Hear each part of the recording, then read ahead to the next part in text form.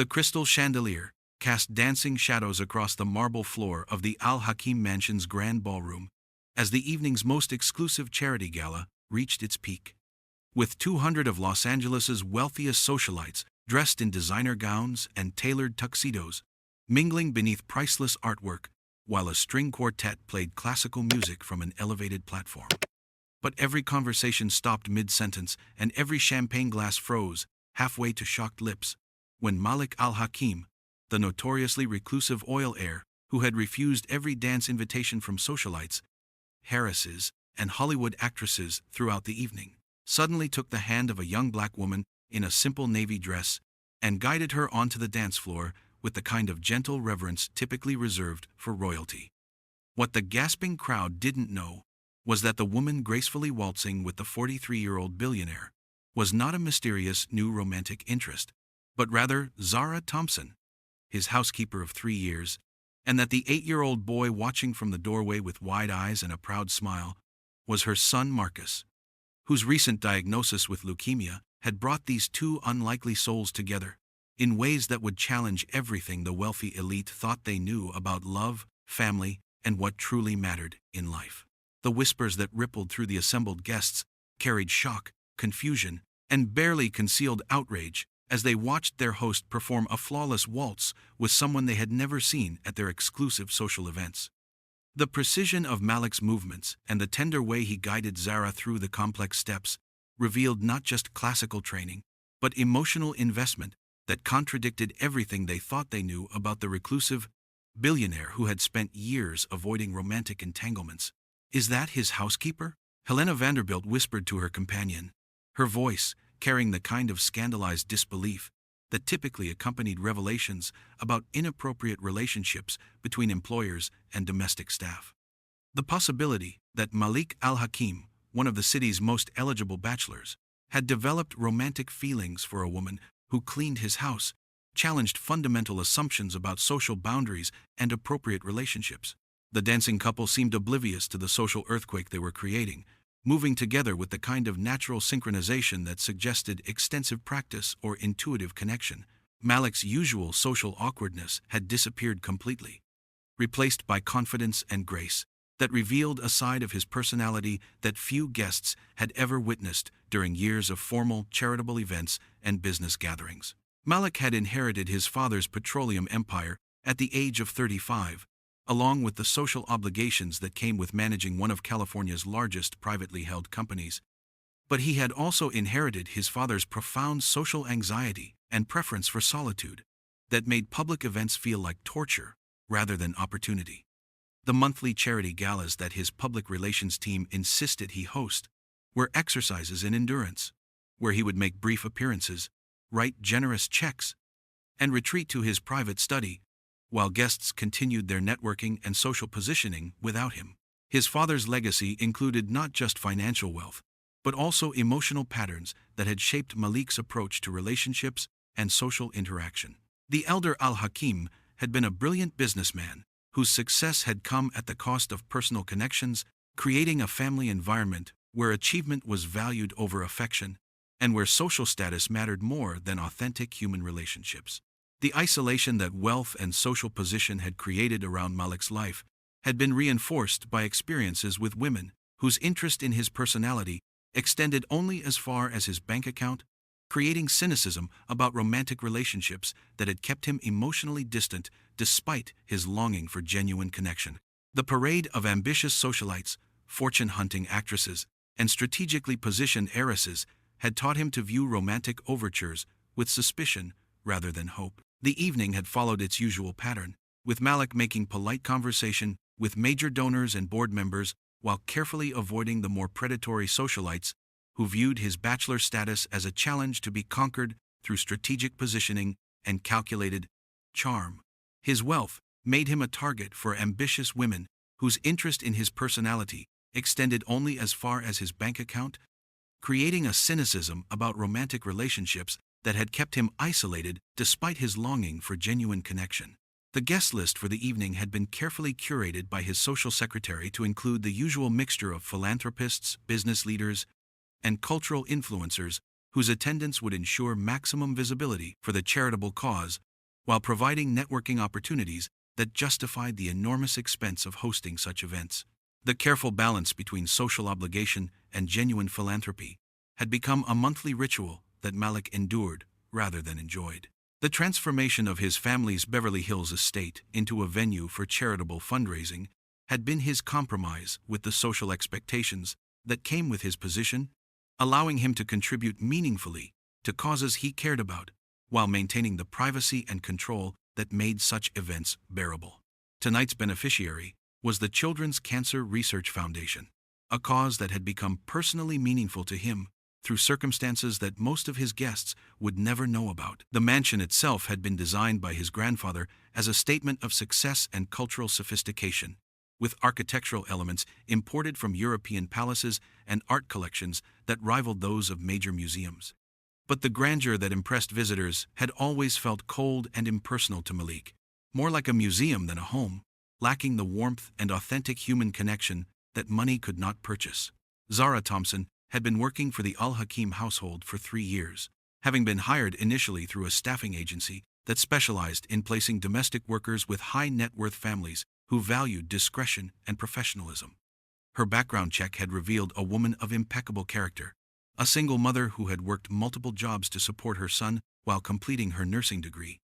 Someone whose work ethic and integrity made her exactly the kind of employee that wealthy families sought for positions requiring access to their private lives.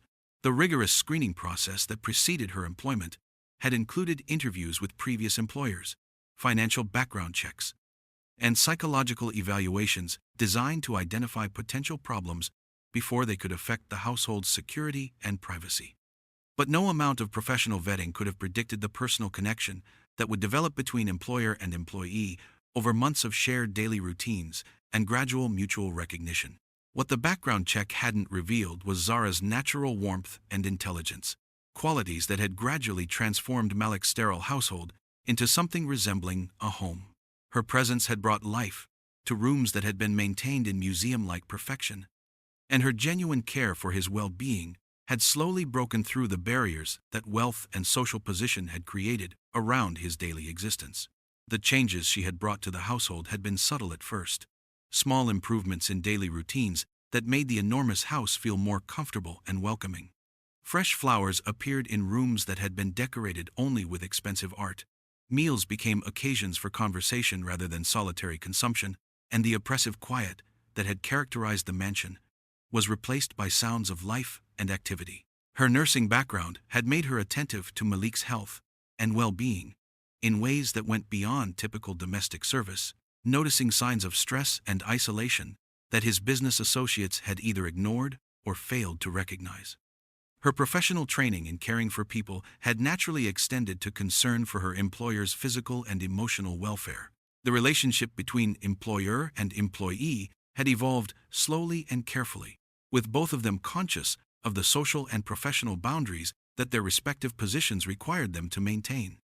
But Malik had come to depend on Zara's presence in ways that went beyond her official responsibilities, finding in her someone who treated him as a person rather than a financial opportunity or social connection. The conversations that developed between them during her work hours had revealed shared interests in literature, current events, and social issues that transcended the typical exchanges between wealthy employers and domestic staff. Her intelligence and education, which had been evident in her resume but not fully appreciated until daily interaction revealed their extent, had provided Malik with intellectual companionship that he had not experienced in years. Her 8-year-old son Marcus had become a regular presence in the household, spending afternoons and weekends at the mansion while his mother worked, transforming the quiet estate into a place where laughter and childhood energy could flourish alongside the serious business of managing a corporate empire. Malik had found unexpected joy in the boy's presence, discovering paternal instincts that he had never known he possessed. The child's natural curiosity and intelligence had created opportunities for conversations and activities that had been absent from Malik's own childhood, which had been structured around educational achievement and social preparation rather than play and imagination. Teaching Marcus about science, history, and culture had allowed Malik to experience the joy of sharing knowledge with someone whose enthusiasm was genuine rather than calculated.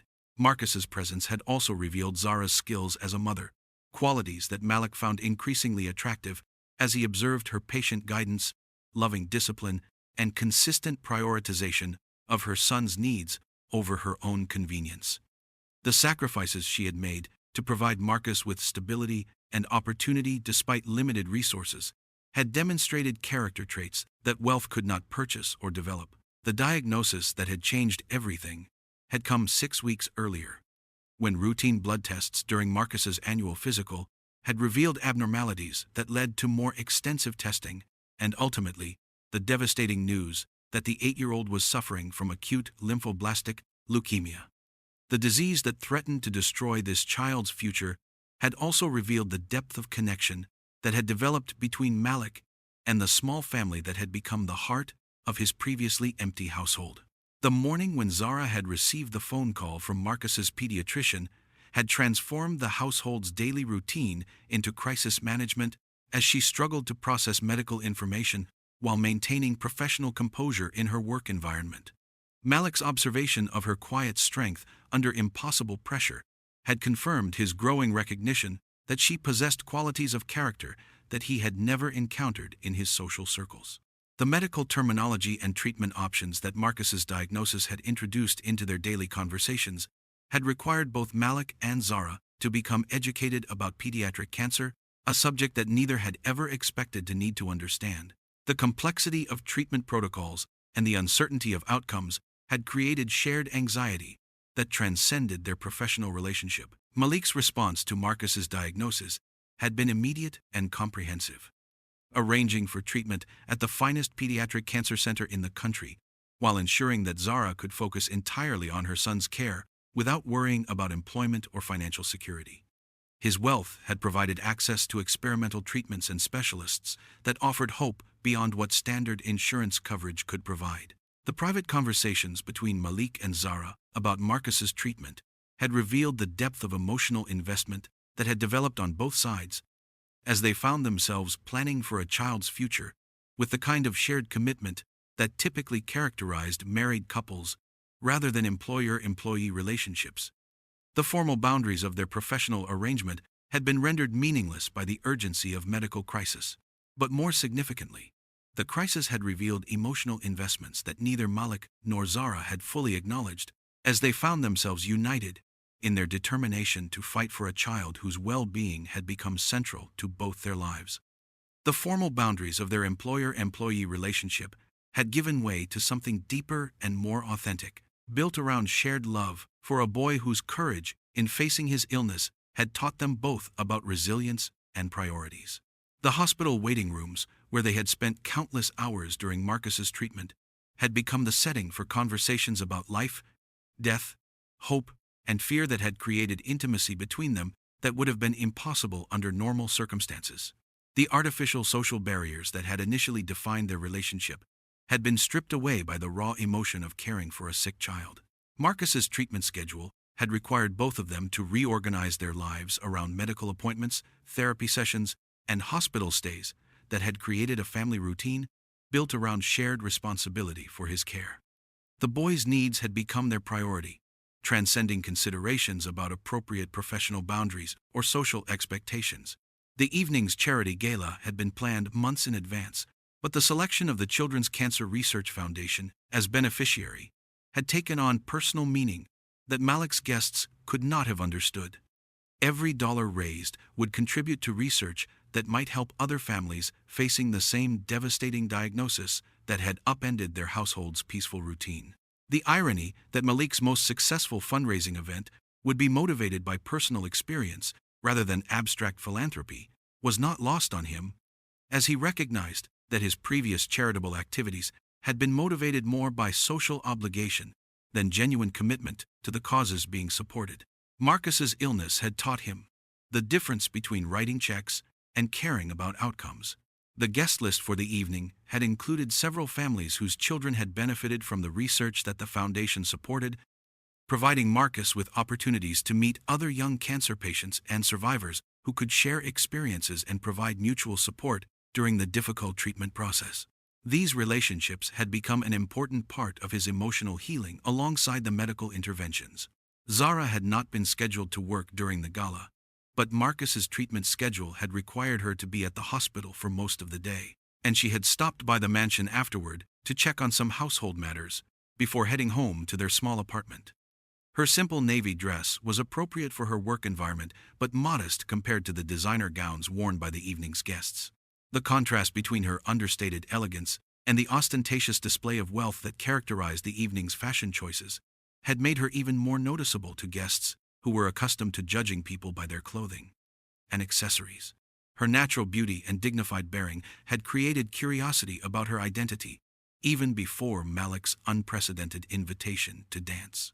The timing of her appearance at the mansion had been coincidental rather than planned, but Marcus's eagerness to see the elegant party that was happening in the house where he had spent so many happy afternoons had made it difficult for Zara to insist that they leave immediately without satisfying his curiosity about the formal gathering. The moment that had shocked the ballroom into stunned silence had begun, when Marcus, tired from his treatment, but curious about the elegant party happening in the house where he had spent so many happy afternoons, had wandered into the ballroom despite his mother's attempts to keep him in the kitchen area while she completed her tasks. The boy's natural confidence and charm, nurtured by his mother's loving guidance and Malik's affectionate mentorship, had allowed him to move through the crowd of wealthy adults without intimidation, his bright smile and obvious intelligence creating positive reactions even from people who rarely interacted with children during their social events. Malik had noticed the boy immediately, recognizing the fatigue and pallor that had become familiar signs of his ongoing treatment, and had approached him with the gentle concern that had characterized their relationship since the diagnosis. The conversation between man and child had been quiet and private, but observant guests had noted the tenderness and familiarity that marked their interaction. The protective instincts that Marcus's illness had awakened in Malik had become automatic responses to any sign that the boy might be uncomfortable or overwhelmed by unfamiliar situations. His immediate attention to Marcus's needs had demonstrated priorities that surprised guests who had never seen him show such personal concern for anyone's welfare. When Marcus had mentioned that he had never seen people dancing like the elegant couples moving gracefully across the ballroom floor, Malik had made an impulsive decision that would have been unthinkable under normal circumstances. He had asked Zara, who had appeared at her son's side with the protective alertness that never left her when Marcus was in public spaces, if she would allow him to show Marcus what a proper waltz looked like. The request had been delivered with the kind of gentle formality that acknowledged both Zara's authority as Marcus's mother and the unusual nature of the situation they found themselves in, surrounded by curious strangers in a social environment where their relationship had never been tested or displayed publicly. The invitation to dance had been extended to Zara, not as employer to employee, but as one parent to another, sharing a moment of beauty and normalcy with a child whose world had been dominated by hospitals and treatments and uncertain prognoses. Her acceptance had been motivated by the same impulse, a desire to give her son a magical memory that could exist alongside the difficult realities of his medical journey. The decision to dance together had been made without consideration for the social implications or the reactions of the assembled guests, motivated entirely by shared love for a child whose happiness had become more important than social conventions or professional propriety. The authenticity of their motivation had been visible in their expressions and movements as they took the floor. But when Malik had taken her hand and guided her onto the dance floor with movements that demonstrated extensive classical training, the intimate nature of their interaction had become apparent to everyone in the room. The way he looked at her, the protective care with which he guided her movements, and the obvious familiarity between them suggested relationships that went far beyond professional service arrangements. The physical chemistry that had been developing between them over months of shared concern for Marcus's well-being was impossible to conceal when displayed in the intimate context of formal dancing, where every touch and glance carried significance that could not be dismissed as professional courtesy or casual friendship. The guests' shocked silence reflected not just surprise at seeing their reclusive host dancing, but recognition that they were witnessing something authentic and meaningful in a social environment typically characterized by performance and pretense. The genuine affection visible between Malik and Zara contrasted sharply with the calculated interactions that dominated most high society events. The elegant waltz that followed had been executed with precision that revealed both Malik's classical training and Zara's natural grace, creating a partnership on the dance floor that mirrored the emotional connection that had developed between them through shared parenting responsibilities and mutual respect for each other's character and capabilities. "Who is that woman?" whispered Helena Vanderbilt, one of the evening's most prominent attendees, to her companion as they watched Malik guide Zara through a flawless waltz with the kind of attention and care that suggested deep emotional investment. The question rippled through the ballroom as guests tried to place Zara within their social hierarchy, searching their memories for any mention of Malik having a romantic relationship or any information about the identity of the woman who had apparently captured the attention of one of the city's most eligible and elusive bachelors. The speculation that followed revealed the assumptions and prejudices that characterized their social circle as guests struggled to reconcile the obvious connection between Malik and Zara with their expectations about appropriate relationships for someone of his wealth and social position. The possibility that genuine love could transcend economic and racial boundaries challenged fundamental beliefs about social order. "I've never seen him look at anyone like that," observed Margaret Chen, a longtime family friend who had known Malik since childhood and had watched him deflect romantic advances with polite but firm detachment for years. The transformation in his demeanor was obvious to anyone who knew him well, revealing a warmth and openness that few people had ever witnessed. The waltz continued for several minutes, with Malik demonstrating the classical training that his privileged upbringing had included, alongside business, education, and cultural refinement. Zara's natural grace and intelligence allowed her to follow his lead with increasing confidence, creating a partnership on the dance floor that reflected the deeper connection that had developed between them over months of shared concern for Marcus's well-being. The music seemed to extend longer than usual, as if the orchestra had recognized the significance of the moment and wanted to allow the dance to continue without interruption. The silence from the assembled guests created an intimate atmosphere despite the public setting, allowing Malik and Zara to focus on each other rather than the social earthquake they were creating. When the music ended, the ballroom erupted in applause that was more genuine than the polite social recognition typically offered at such events.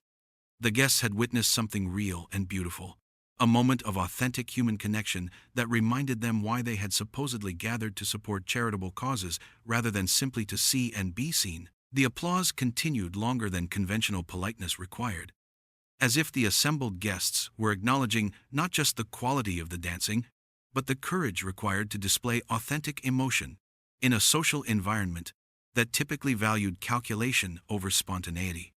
The recognition that they had witnessed something meaningful created a shift in the evening's atmosphere.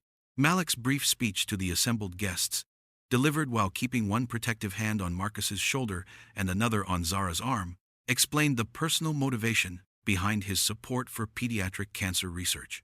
His words were simple and direct, describing a young boy whose courage in facing serious illness had taught him about priorities and values that his privileged background had never required him to understand. "This evening is about more than writing checks to feel good about ourselves," Malik said, his voice carrying across the silent ballroom with an authority that came from genuine conviction rather than social positioning. "It's about recognizing that every child deserves the chance to grow up healthy and safe, regardless of their family's economic circumstances or social connections." The speech continued with details about Marcus's diagnosis and treatment, shared with Zara's permission and Marcus's brave agreement to help other families by making his story public.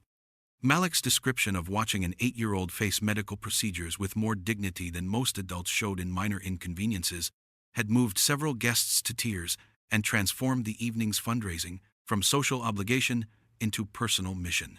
The vulnerability that Malik displayed in sharing such personal information created a connection with his audience that his previous speeches at charitable events had never achieved, because his words carried the weight of lived experience rather than abstract philanthropy.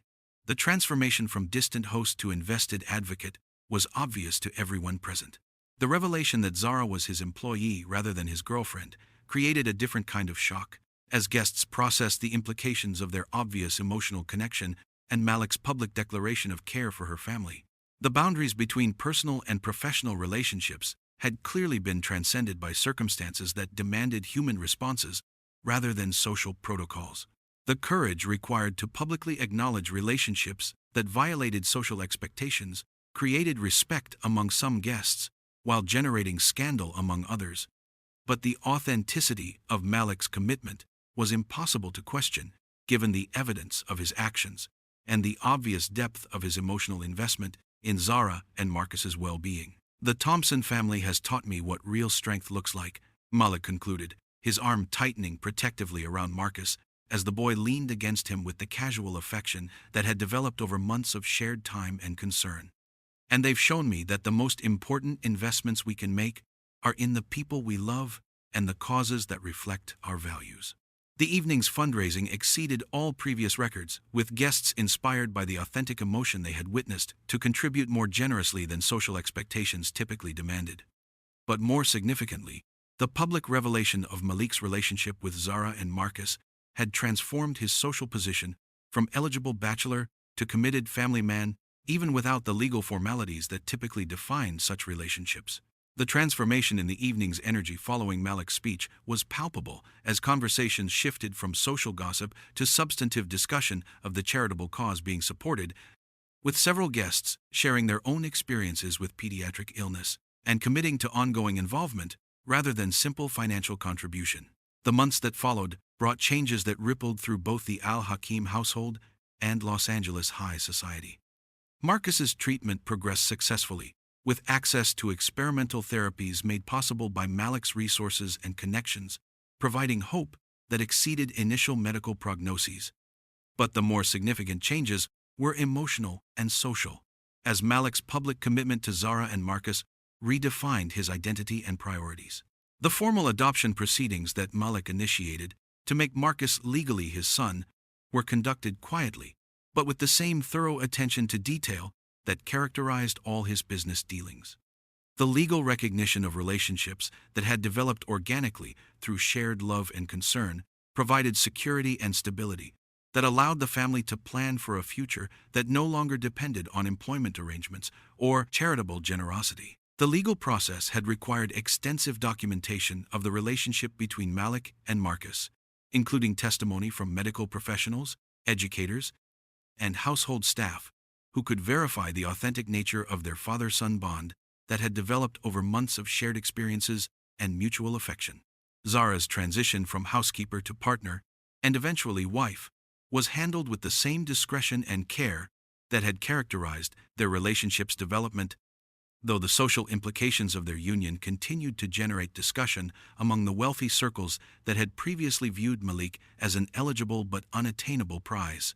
The wedding ceremony, conducted in the same ballroom where their relationship had been publicly revealed, was attended by a mixture of family, friends, medical professionals who had cared for Marcus, and charitable organization representatives whose work had been supported by the couple's philanthropy, creating a guest list based on genuine relationships rather than social obligation. Before we wrap this story up, I'd like to thank you for reaching this far. And if you enjoyed this story as much as I think you did, then be sure to show your support by liking and subscribing so this channel. Now back to the story. Years later, the ballroom where Malik had first danced with Zara still hosted elegant gatherings, but it also served as a space for Marcus's birthday parties, school events, and family celebrations that reflected the transformation of a mansion from a showcase of wealth into a genuine family home. The same dance floor where shocking social boundaries had been crossed now witnessed the ordinary magic of a child growing up surrounded by love and security. The story of the Arab millionaire who had refused to dance with anyone until a black maid and her sick son had entered his life became part of Los Angeles social legend, though the people involved preferred to focus on the future rather than analyzing the past. Their success in creating a family that honored both cultural heritage and American opportunity had proved that love could transcend the social barriers that others viewed as insurmountable.